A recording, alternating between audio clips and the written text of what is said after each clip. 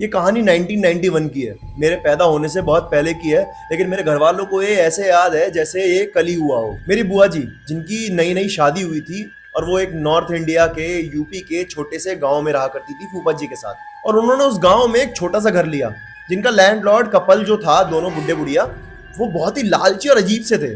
और वो कपल ना किसी भी तरह से बिल्कुल अच्छे नहीं थे। मतलब हमको पता चल जाता है ना लोगों को देख के कि ये लोग अच्छे हैं, ये लोग बुरे हैं। नेचर से, बात करने के तरीके से वो साफ पता चल रहा था कि वो लोग बहुत बुरे हैं। बुआ जी माँ बनने वाली थी, ये घर का पहला बच्चा था और घर में बहुत सारी खुशियां थी। घर का माहौल ऐसा था जैसे कि कोई फेस्टिवल मनाया जा रहा हो। लेकिन एक दिन जब फूफा जी जॉब पे गए हुए थे, तो वो लैंडलॉर्ड बुढ़ा एक कटोरी में खिचड़ी लेके आया। और वो बुढ़ा बोला कि शुद्ध देसी घी में बनी हुई है, अब तुम माँ बनने वाली हो तो थोड़ी सेवा का मौका हमें भी दो। अब बुआ जी तो मना करना चाहती थी, लेकिन अगर वो खिचड़ी के लिए मना कर देती तो वो बदतमीजी होती। तो उन्होंने खिचड़ी को खाना शुरू कर दिया। लेकिन जैसे ही उन्हें एक उंगली लगा के खिचड़ी को खाया, तो उनको टेस्ट बड़ा अजीब सा लगा और उन्होंने वो खिचड़ी छोड़ दी और उनको खिचड़ी में कुछ अजीब महसूस हुआ। और फिर उस रात सब कुछ बदल गया। बुआ जी दो आवाजों में बोलने लगी, एक तो उनकी अपनी आवाज और एक दूसरी बड़ी भयानक सी किसी आदमी की आवाज। कभी कभी वो बहुत जोर से हंस पड़ती थी, भयानक तरीके से, और कभी कभी इतनी जोर से रोती थी कि उनको कोई चुप नहीं करा पाता था। उनकी आंखें बहुत जोर जोर से इधर उधर भागने लगती थी और उनका शरीर ऐसा लगता था जैसे उनको कोई कंट्रोल कर रहा हो। उनकी वॉइस में भी ऐसा साफ दिखाई दे रहा था कि बुआ जी है ही नहीं, उनके अंदर से कोई और बोल रहा है। और सबसे डरावनी और अजीब बात ये थी, जैसे ही वो घर के बाहर जाती थी वो बिल्कुल नॉर्मल हो जाती थी, लेकिन जैसे ही उनका पहला कदम घर के अंदर पड़ता था, वो चीखना, चिल्लाना, रोना, भागना सब कुछ शुरू कर देती थी। जैसे घर के अंदर आते ही उन्हें किसी चीज ने बहुत जोर से पकड़ लिया हो। पहले तो सबको यही लगा कि शायद बुआ जी प्रेगनेंसी में है तो स्ट्रेस है, शायद इस वजह से ये सब कर रही हो। लेकिन हालात और बिगड़ने लगे।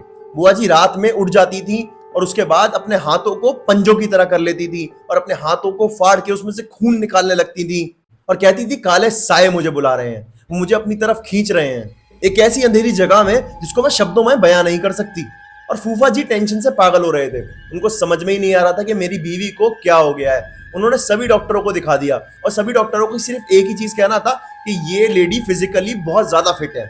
लेकिन कोई ये भी नहीं बता पाया कि ये औरत दो आवाजों में कैसे बोलती है, और या इसकी ताकत इतनी ज्यादा कैसे बढ़ जाती है कि अगर ये किसी चीज को पकड़ ले तो उसको छोड़े ना, अगर ये लोहे का सरिया पकड़ ले तो अपने दोनों हाथों से ही उसको मोड़ दे। फिर एक रात ऐसी आई जिस रात फूफा जी के पैरों के नीचे से जमीन खिसक गई। बुआ जी रात में अचानक से उठ के बैठ गई और उन्होंने बोला कि उस मकान मालिक की बेटी तुमसे शादी करना चाहती है, और अगर ये बुआ जी बीच में से हट गई तो उसका रास्ता साफ हो जाएगा। तो फिर मेरी फैमिली ने तुरंत एक पंडित जी बुलाए जो इन चीज में अपनी एक्सपर्टीज रखते थे। सर पे एक लंबा सा लाल तिलक, आंखों में गुस्सा और साथ में हाथ में गंगा जल, और फिर लगातार मंत्रों का 14 दिन तक जाप हुआ नॉन स्टॉप। जब लैंडलॉर्ड को ये पता चला कि इन्होंने पंडित बुला लिए हैं तो वो बहुत ज्यादा इनोसेंट बनने की कोशिश कर रहे थे। लेकिन कहते हैं ना, आदमी की गलती उसके चेहरे पे साफ नजर आ जाती है। वही उनके साथ भी हो रहा था, उनके चेहरे पे उनका डर साफ नजर आ रहा था, उनकी गलती साफ नजर आ रही थी। और पंडित जी ने बताया कि इन्होंने खिचड़ी में कुछ मिलाया था जो इस औरत को पागल कर सकती थी या मार भी सकती थी। 14 दिन के बाद रिचुअल्स खत्म हो गए, बुआ जी नॉर्मल हो गई, उनको साए दिखने बंद हो गए, उनकी आवाज भी नॉर्मल हो गई। लेकिन जो असर होना था वो तो पहले ही हो चुका था। बुआ जी ने एक बच्चे को जन्म दिया जो कि क्वाड्रिपेलिक था। किसी डॉक्टर के पास इसका जवाब ही नहीं था। उसके बाद फैमिली ने तुरंत ही वो घर छोड़ दिया और लैंडलॉर्ड्स भी गांव चले गए। कह रहे थे हम गांव जा रहे हैं, लेकिन आज तक किसी को नहीं पता वो कहां गए और कभी वापस भी नहीं आए। अगर आप सोच रहे हैं क्वाड्रिपेलिक क्या होता है, तो क्वाड्रिपेलिक होता है जिसमें आपकी बॉडी में पैरालिसिस होता है, आपकी बॉडी का अपर और लोअर हिस्सा काम ही नहीं करता। तो आज भी हम इस बारे में कभी बात नहीं करते।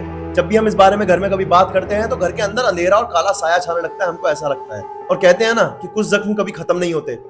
ये थी एक कहानी जो मैंने आपको सुनाई किसी और की। और आपकी ऐसी कोई कहानी है तो आप मेरे को कमेंट में बताएं या फिर मेरे इंस्टाग्राम में मुझे डीएम करें। मैं उस कहानी को इस यूट्यूब चैनल पे आपके लिए सुनाऊंगा। और चैनल को सब्सक्राइब करें, लाइक करें और कमेंट में अपने व्यूज बताएं कि आपको ये रियल स्टोरी कैसी लगी।